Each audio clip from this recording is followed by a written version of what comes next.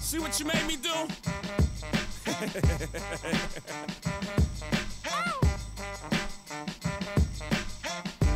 Shout out to old Jews and old rules. New blacks with new stacks. I already been the king. Retroact, I'm just bringing it back like Jordan packs. New money, they looking down on me. Hijabis, or may I call them Muslim women. Who are they? Muslim women who are oppressed, being forced to wear headscarf and never get any freedom or liberty. They cannot take their own decisions. This is what we know, and this is what we think that is the face of hijabis. Is this a true face? Let's see. First, we will meet two Muslim women, Malika and Maryam, and let's see what they have to say about their experiences. My name is Malika. I just graduated from Demorford University, International Business and Globalization. I'm 21 years old and I live in Birmingham. I'm a Muslim, I follow Islam. I've been wearing a headscarf for just over 3 years now. Hello, my name is Malik. I am a PR specialist for Walpole Publications and I am a Muslim.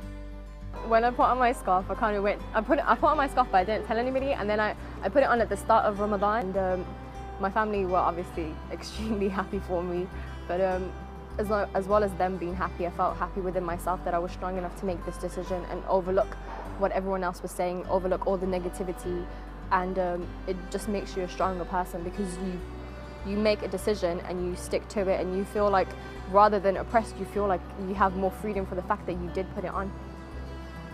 I just know that I changed myself. I became more religious because I thought that once I started wearing a headscarf, I had to represent Muslim women in a better light. So I became more religious myself. I started praying 5 times a day. I also listened to a lot of lectures, and I wanted to learn more knowledge about my own religion. I think the behaviors of people changes more when I put on the scarf.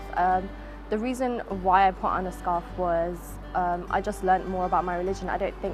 I was just young and I didn't really know much about it because we follow what our parents follow, but I wanted to study my own religion, and I wanted to put on a headscarf, and I didn't want people to be like, why did you put on a headscarf? And I wanted to be like, just because it says in my religion. I wanted to give them a specific reason as to why I did it, and if anybody had any questions for why I did it, I wanted to have a proper excuse and proper reason for that. Because one, it says in my religion, that's first and foremost, but secondly because it protects us as women from many things. Before I wore a headscarf, you'd get a lot of unwanted attention from guys, and a lot of people didn't know that I was Muslim, and they wouldn't know unless I told them that I was Muslim.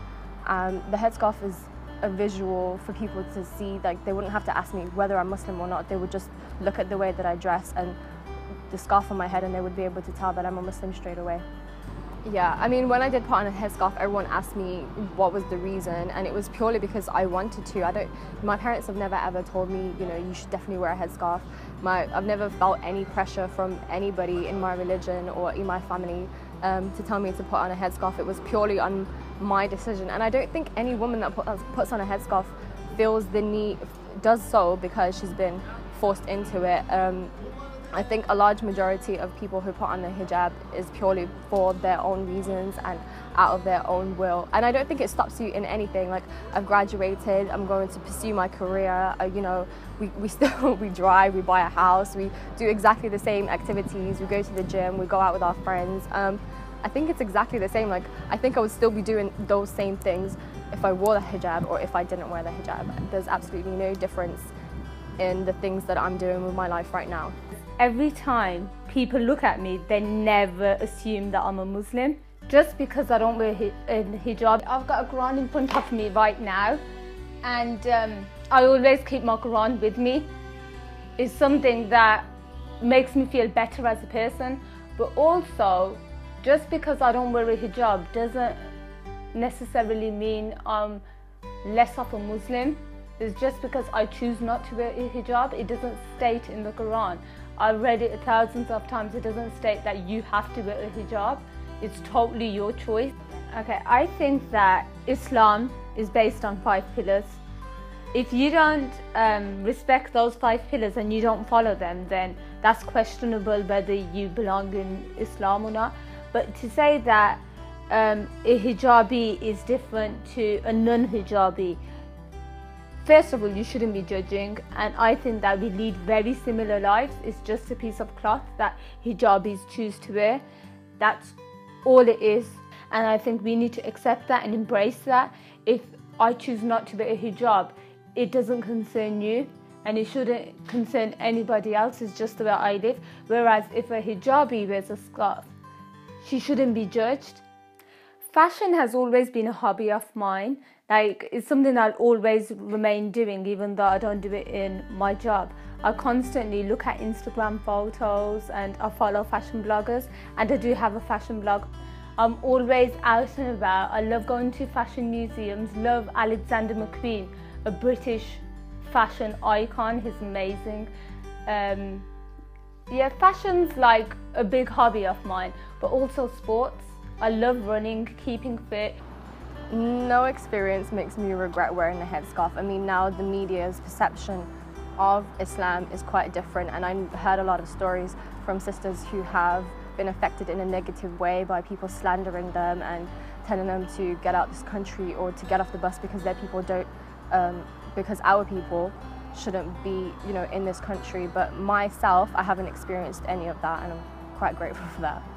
A lot of girls on Instagram have contacted me and they've asked me how I tie my scarf, and when they want to know how to wear a scarf. And I think it's great that people can come to me and feel comfortable to ask me these questions and to ask me about my headscarf and to ask me why I put it on, and to just use that as a positive experience and maybe put it on themselves. And I've recently launched my blog, and a lot of people have asked me about it and have asked me to help them style the hijab, or asked me to make videos of how I put it on so that it would help them. And in today's society, you do get those people that judge you very quickly. A lot of the media portrays Muslims as almost being really isolated from everybody else, not accepting the Western culture, yet we still do. And I think a lot of fashion bloggers like Dina Tokyo change that perception. And you should embrace fashion, but it's not whether you're Western or anything. Fashion is an art form, and I think hijabis nowadays do embrace that, and the hijab is a very beautiful concept. But some people think that because you're Muslim, you're very restricted in certain things. Now, I've been given freedom. I've been given so much freedom from my parents. But yeah, I respect that. Islam has taught me not to judge others, but at the same time, don't judge me just because I don't do the things that you'll be doing. At the end of the day, we're all free to do whatever we like to do. And I think one thing about Islam, it teaches you to respect one another. And I think that respect somehow got lost in translation. In the workplace, it's completely the same. I mean, I guess it's different perceptions. Like, people expected me to not interact, and I guess people, it's not in the workplace that they change, it's the things that they say. So they feel like they can't talk about religion, or if there's something that's in the media that's going on about Muslims, they feel like they can't ask me because they don't want to offend me. But at the same time, I'm very open and I'd be happy to answer any questions. But I've made really good relationships in my workplace, and I think everyone's quite accepting. I don't know why they have this perception, but I definitely think that the media plays a large amount into giving this perception to the wider public. I mean, if people personally don't know any Muslims themselves, then that's where they get all their information from about Muslims. So if there's anybody that's ever said to me like, oh, have you been forced into it by your family, they're just people that have never ever met Muslims or that have never befriended Muslims, so they don't actually have anybody to go off in a real life situations. They just get all their information from the media, and then that's the judgments that they make. But if I was to speak to them right now, I'd tell them that, you know, their information is correct, and if they really wanted to find out more information about the hijab, go and ask a girl that wears the hijab. Don't go to the media and listen to what they're saying. Go find someone that wears a scarf, and I guarantee you they're pretty friendly and they'll tell you that, you know, they put it on for their own reasons and their experiences of it. My experiences are different from every other girl that wears the hijab, but for the reasons as to why we put it on, it's purely based out of our own free will and because it says in our religion. I think hijabis are constantly attacked. Like if you watch the news, there was a recent attack in Australia. It's happening worldwide nowadays with hijabis, and it's just amazing how a hijab, it's a piece of cloth at the end of the day. A cloth. Like I've got a scarf at the back of me right now. All it is a cloth. Just because you're covering up your modesty, it's like, for instance, I'll cover up in a totally different way, but these women are covering up the way they like to cover up. Because we live in a free country, I think we've got that right. If you want to cover up, go ahead and cover up. If you want to show everything, go ahead. The way they make out like these representations in the media of how bad it is and what it portrays is terrible. And I think that hijabis are so passionate about Islam that they still wear it, and it just goes to show that there are a lot of people like hijabis that are better than other people in society, because they won't judge you. Like you can go and attack them and say why they wear hijab, they won't then they'll carry on walking. And I think they're so clued on and feel accepted in their own right to Allah. They obey Allah, they don't obey you, so they wouldn't even care what you have to say about the hijab. I think that's what it's come to now. Like seriously, there's a lot of people that don't care about your opinion. They're like, yeah, they brush it off, because that's what society has become. It's become a place, a very dangerous place, where people, hijabis especially, have to brush things off like this. And I don't think they should be brushing it off. They shouldn't even be put into that situation. Like, for instance, of not being accepted. Like, we all should be accepted. If there's people walking around tattoos, goths, different types of people, they're in their own right. They're expressing something different in society. If all of us were the same, society would be boring. And I think we need to embrace ourselves. They both were real life examples, and this is what they have seen. But I thought it will be better to have someone who have been dealing with media, or who has always been in the limelight, or have seen how it is actually living in the media. So we interviewed Shaista and Shalina Jan Muhammad. Let's listen to them. Shaista Aziz is a journalist and a writer. She says that in general the perception of the women in headscarf are meek, weak, one-dimensional creatures who don't have personalities, views, or real lives. The hijab defines everything about them. They often become the hijab. Many people are unwilling or unable to see beyond the hijab. The perception has been around for a long time, and the dominant narrative and image of women who wear the hijab feeds further into this perception. I don't see it changing a great deal in the next few years at least. The hijab and Muslim women's choice of clothing is becoming more and more political, especially in Europe. I wear hijab for my personal reasons, and I have been wearing it for almost 12 years. I feel content and comfortable about wearing a headscarf. I've had so many experiences, too many to recount. I do not anticipate or expect there to be a reaction to my hijab as I go about my life, but there is frequently a reaction in the many countries I've worked in, Muslim and non-Muslim, Eastern and Western. The reaction ranged from intrigue and surprise to shock and horror, and of course there's the experiences at international airports, passive-aggressive reactions mostly. It is a woman's right to decide if she wants to wear a hijab, and if she does not want to wear a hijab, it is a personal choice, and it should always be a personal choice. A piece of material doesn't define anyone, let alone a woman who chooses to wear a hijab.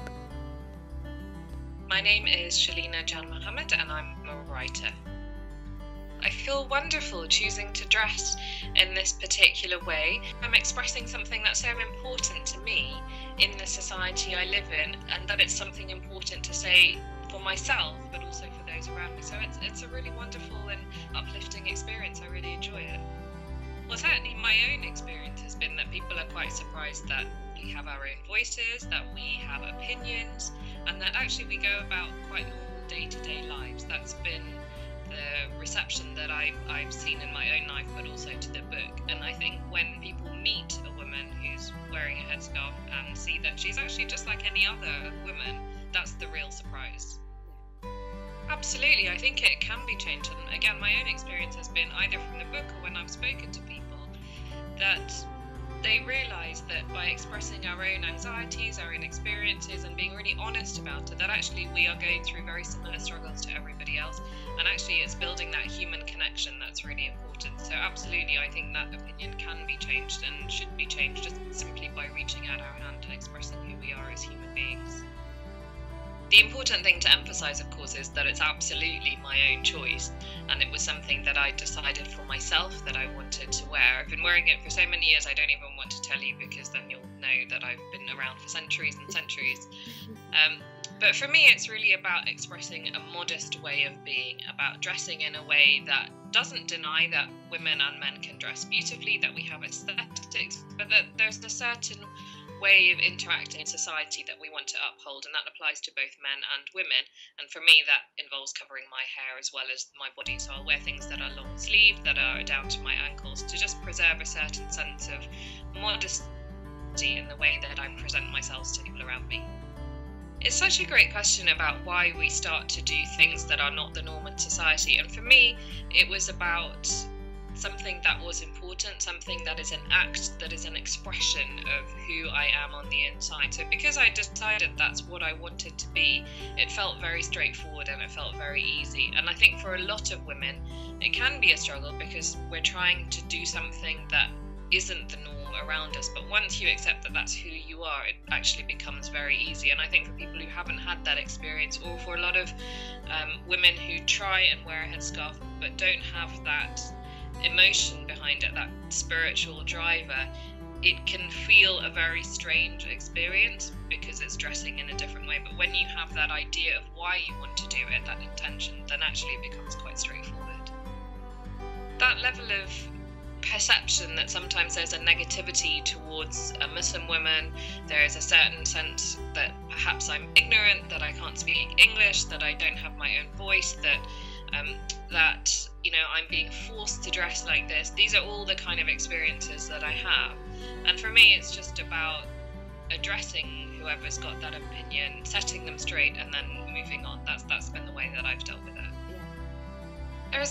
There's a historical background that Muslim women have been seen over many centuries as oppressed by Muslim men and oppressed by Islam, and that's probably due to the political interactions between the Western world and the Muslim world. Because as soon as you elevate somebody to the status of personhood, you would immediately ask them about their experiences. So Muslim women are often seen as things, a property to be somehow won between the Muslim world and the Western world, and that's extremely frustrating, of course. But we are seeing more and more Muslim women expressing their own voices, and actually some of those voices certainly having an impact. The voices that uphold the view that Muslim women are objects within the Muslim world and to be liberated tend to get more coverage, but that is changing, and that's a really exciting thing, because a lot of Muslim women are stepping up to expressing who they are in the kind of environment that this discussion is going on. Last but not the least, Mrs. Gurad. She's been the most experienced. My name is Mrs. Gurad. It's Mrs. Gurad, and I'm married. I've got 8 kids, and the eldest is 24, and the youngest is 5, nearly 6. So as you see, I'm a very busy mom. I also have been teaching French. And I've been doing interpreting, Arabic and French as well. I think women wearing hijab in the UK is, personally, and first of all, it's a personal choice. I mean, if you look at it into the terms of religion side of it, women have to wear hijab.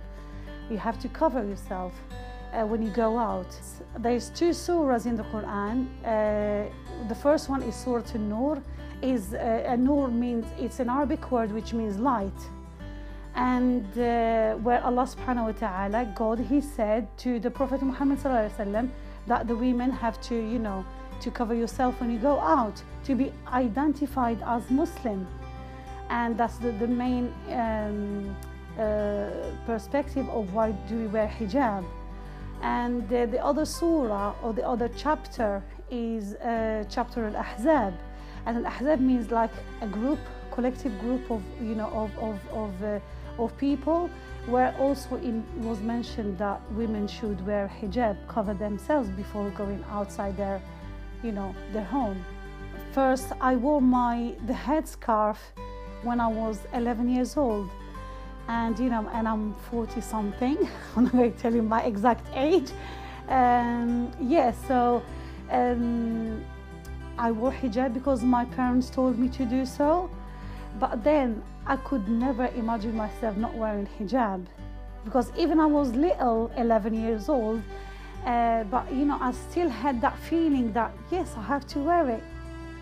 And it's not because everybody was wearing it, because where I come from, a lot of people didn't wear hijab at that time, you know. Women are very much used to go outside without covering the head, and even wearing, you know, very, very Western, you know, style clothing, I mean. So never, you know, have been influenced in one sense of, you know, that I will, oh yes, I won't wear it, I will take it off, you know, sorry, or things like that. I did like it, and I still like it, and I feel it's like wearing hijab this is my, it's like an honor, it's dignity, it's everything. It gives me power. Wearing hijab doesn't stop me from going outside, from mixing with people, from getting to know people that I'm living around with, and getting to know other cultures, getting to know the culture of this country where I'm living and where my kids have been brought up, and you know, and so it didn't stop me from going to university, it didn't stop me from teaching, didn't stop me from mixing, as I said, with other people. It gave me the power that I can do anything I can and I want to do. I mean, you know, my father, who now passed away, he's been like 3 years now. He's always been active in the community, doing like what we say da'wah, you know, giving da'wah to people. What is da'wah is telling people, you know, to come back to their deen. Basically, that's what it means, you know, and explaining to them the true Islam, not the Islam that we have inherited from our great parents. Okay, so there is difference between the culture and the deen. So that's why we needed, you know, I've been brought up in that field and in that environment. So I've seen myself, okay, automatically when I see something wrong, I have to say, that's not the way to do it. So that's, you know, I've started working in the community centers here in England, and always, you know, very interested in women's issues and like domestic violence and stuff like that. And even in terms of the hijab, you know, wearing the headscarf, I haven't seen an ayah, a verse, which okay, a verse in the Quran that says you have to force your wife, your daughter to wear hijab. It's completely up to her. You explain to them, you tell them what they have to do and how they do it, leave that to them. Do not interfere. But what do we see? We see a lot of parents putting force, forcing their daughters, forcing the moms, forcing the sisters, forcing the wives, which really contradicts the Sharia and contradicts, you know, what the Quran really says and what we've learned from the Prophet. So that made me, you know, no, I have to go everywhere, and I have to spread this word around the women, you know, and raise awareness as well. I get really sad when I hear in the media, you know, and I always follow the programs on the BBC and other channels as well. So, you know, when you hear stories and the journalists and the media speaking on our behalf, that we are women who wears hijab, and as you can see me, I'm even wearing the niqab, which, you know, oh my God, you know. So when I hear those stories, it make me really sad. I don't want the media to decide. I don't want the media to give those stories. I don't know where they're getting them. Yes, women are oppressed, but it's not because they're wearing hijab. Hijab has liberated me. That's how I feel. The true liberator was me, wearing my hijab and following my deen or my religion. I think, first the media, thank you very much, stop speaking on our behalf. We can speak and we can defend ourselves if needed, but give us the freedom, give us the chance to show you exactly what we can do and who we are. I think that was definitely one of my downfalls as to why I didn't put on the scarf earlier, because in my head I was thinking, what's everyone going to say? They've already seen my hair, so if I put on the scarf they're going to be like, well, we already seen what your hair looks like, so what's the point of putting on the scarf so later on in life? But I think it's the fact that you shouldn't care what anybody else says. You should do what makes you feel happy, and since I put it on, I felt such a dramatic change in myself, in my religion, in my spirituality, and I think that you should definitely not listen to anybody else. You should do what's right for you, and you should do what's right within your religion. My message to all women is always know who you are and make sure you express your voice. And that's not just your physical voice, but your opinions, your ideas, how you want the world to be. A lot of women either feel very apprehensive about sharing their opinions or about asserting the fact that the world can be a different way. And so my message is always to all women, express who you are and make that change around you, whether you're expressing it to 5 people around you, 500 or 5 million. It's really, really important that women express their voices and their opinions. I think, first of all, there's no doubt that as a Muslim woman, you have to wear it. And once you understand why do you wear it, you're going to love it. No man can stop you. Nobody, no one in the whole world can stop you wearing it. And you're going to feel yourself so attached to it because this is your dignity. This is your honor. It's a badge of honor. That's how I consider hijab to be. It's a badge of honor. So I wish that we go back to the roots. We understand, we read, we search. And then if you are satisfied, just go and apply it on your daily life. And you will feel, if you're searching for happiness, you will find it there. So I want people to go back to their roots, go back and do their search, and learn more about their deen and their religion. And please, please, please, leave the culture aside. So what are true hijabis? Powerful, confident, who can take their own decisions, who are well educated, they're not illiterate, and they can take their own choice. They're not oppressed, they're not being forced. I think this is the true face of hijabis. If you can call it the new face, but for me, this is the true face of hijabis. The new neighbor bow, yellow Lambo in the driveway, 135, I'm on the highway, Frank Sinatra on my sono, loudest I did it my way, me and soul before the album drop, white lessons before I had a deal, X-Bun B about me, this ain't no snapback or in within trill, by the way, you're mad.